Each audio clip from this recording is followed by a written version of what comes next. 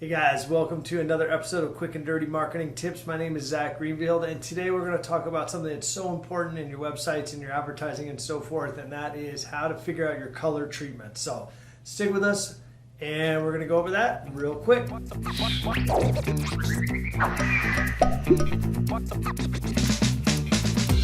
right, so one of the things that we're constantly getting in here at the agency level is websites and advertising stuff that's put together by other folks.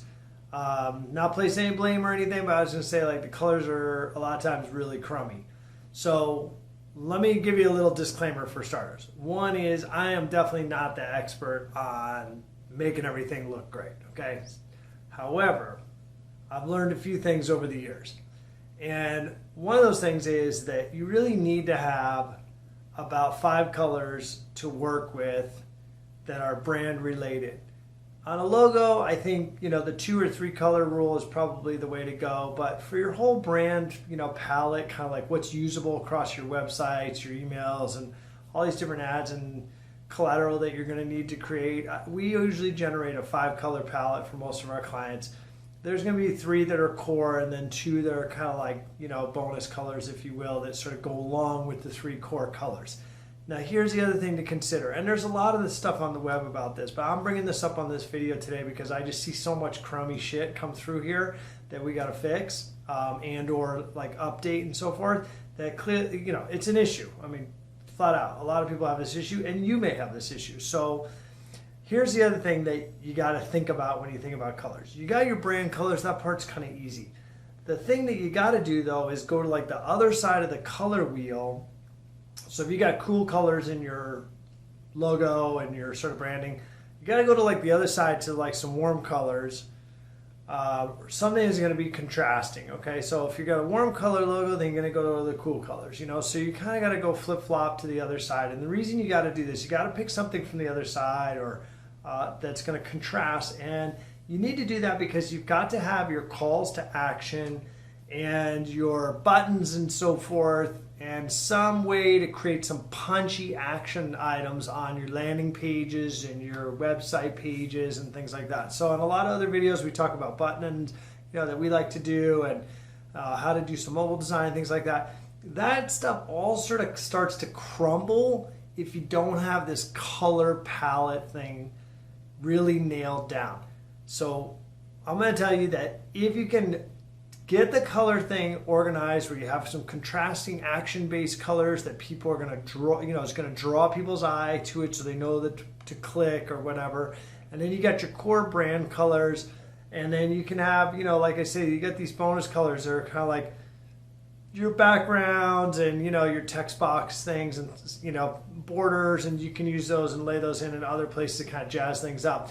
But if you don't have that stuff nailed down, everything you do becomes a pain in the ass because you're struggling with that first step, which is, to just apply your color treatment.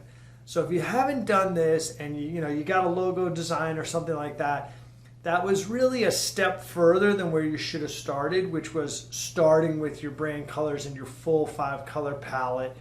So if you got a logo done and you never did that part, then take one step backwards and get a full palette treatment done for your brand.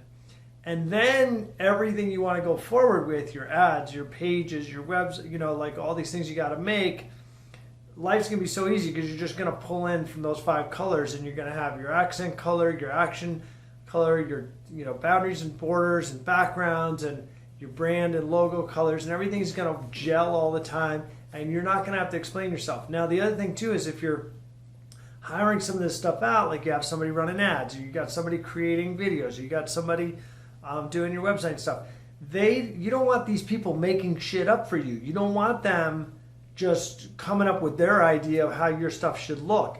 So when you have your palette done and, your branding, kind of directives, if you will, which can include some other things like offset and some stuff like that, if you have all that organized, you can hand that over to these people that are helping you out with the video and things like that, and they're going to be, for one, appreciative because it's one less thing to stress out about, but 2, they're going to give back to you a finished product that's actually looks like your stuff, not like some new made up version of their interpretation, which you don't want. Okay, so go, if you haven't done it, go back one step, get a 5-color palette done. If you're, if you got a logo, do that. If you're starting out and you've done nothing, start there, then go to logo, or do that process together, then go to doing all these other high level things. Okay, so if this helped you out and kind of cleared you up on some stuff, it can be difficult. People don't know why they're struggling, and a lot of times this is the reason why they're struggling to put things together. They just didn't have this piece ironed out. We see it all the time, and we fix it all the time. So if you need help with something like this, of course, get a hold of us. If you were inspired and this helped clear things up for you, go ahead and like and subscribe, and we're going to do more. We always are sharing kind of what we learn here as much as we can. And share this video to your friends if you have somebody that's struggling with the same thing, and we'll see you on the next one.